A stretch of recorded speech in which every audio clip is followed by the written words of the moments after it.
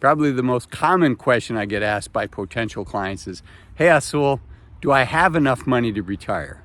And it's a complex question.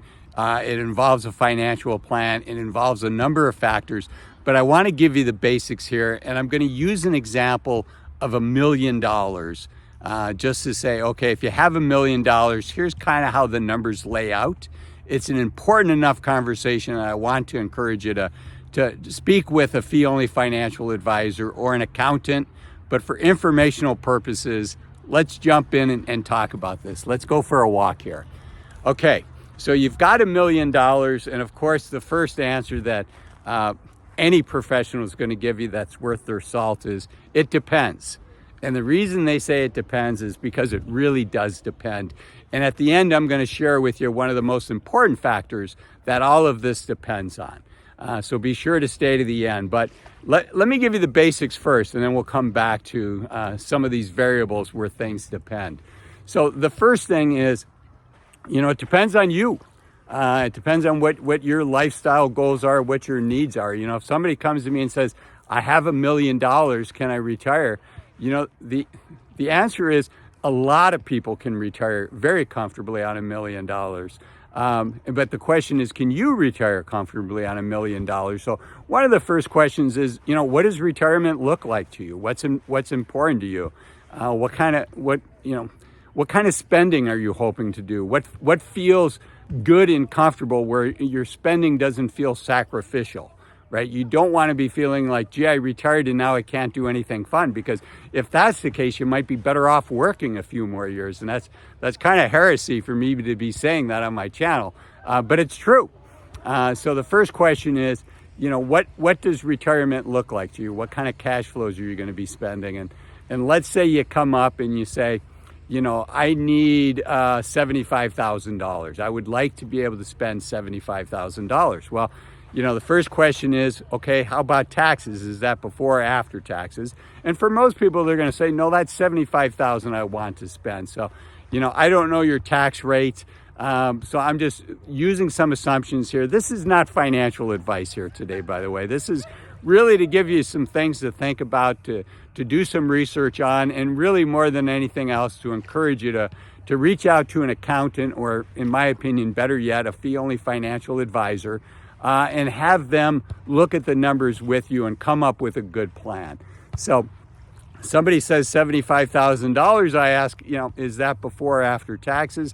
Let's say that that's after tax money, and let's just say that they then need $100,000 in cash flows in order to net that $75,000, right? And the next question is, well, what other sources of cash flows do you have coming in?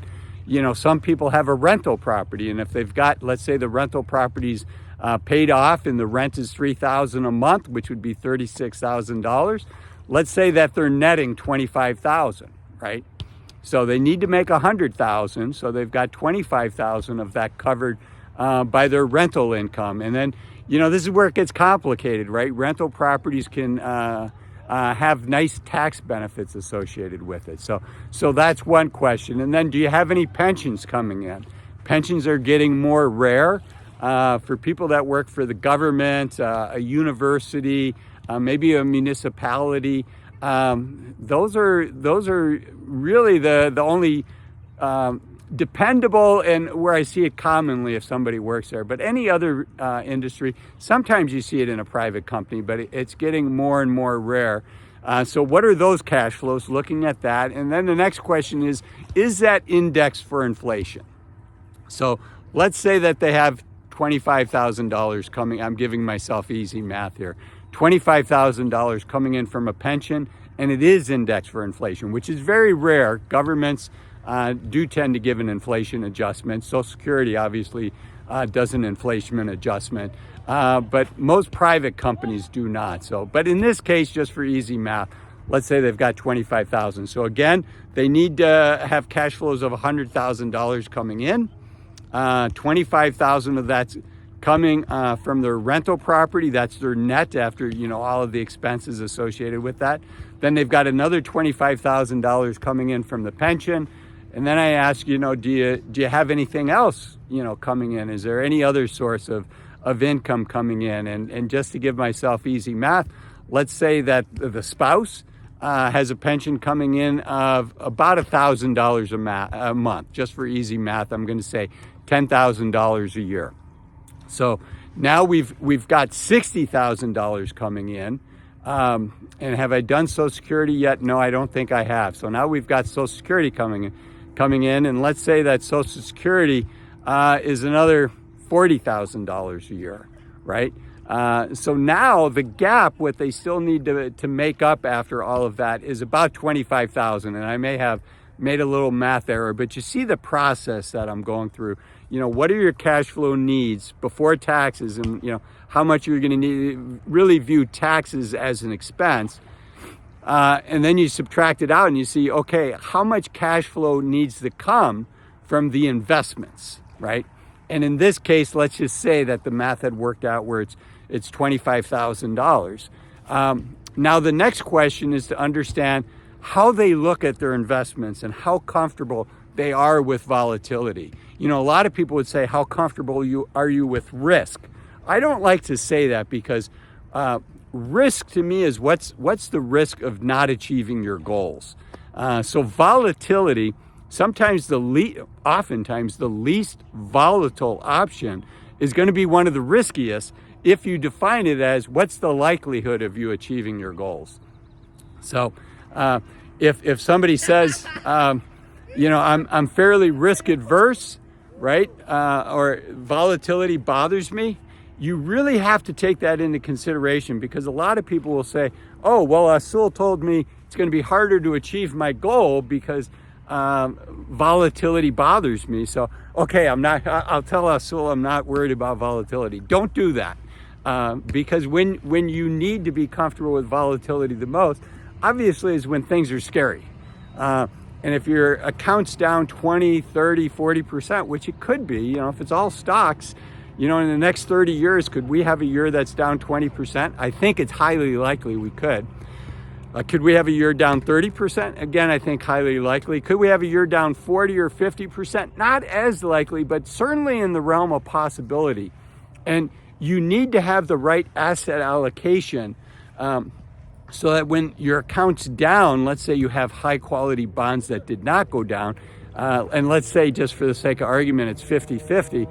Well, if your bonds held up and the stock market's down 30%, in theory, you're only down 15%, and that's a lot easier for people to stomach. So the next question is, what type of portfolio composition is a match for you? And then from there, you've got to do some forecasting. There's the Bill Benson's rule, the 4% rule, that says you can take out 4%. But remember, that's for a portfolio that's at least 60% in stocks. That's not a low volatility portfolio. You're going to feel, if you're 60 or 70% in stocks, you're going to feel that.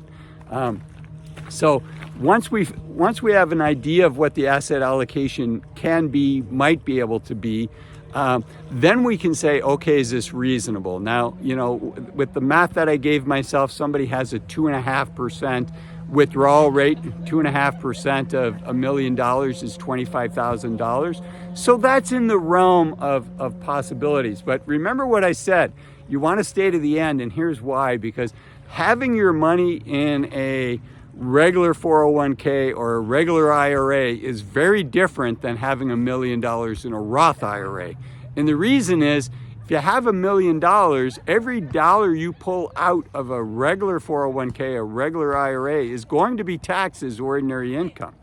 Where with a Roth, it's not going to be taxed. And it has a ripple down effect. Not only is that withdrawal going to be taxed, but then there's other things, like let's say you have dividend stocks in a taxable account. Well, how much of that is, what the tax rate is on those dividends depends on what your taxable income is.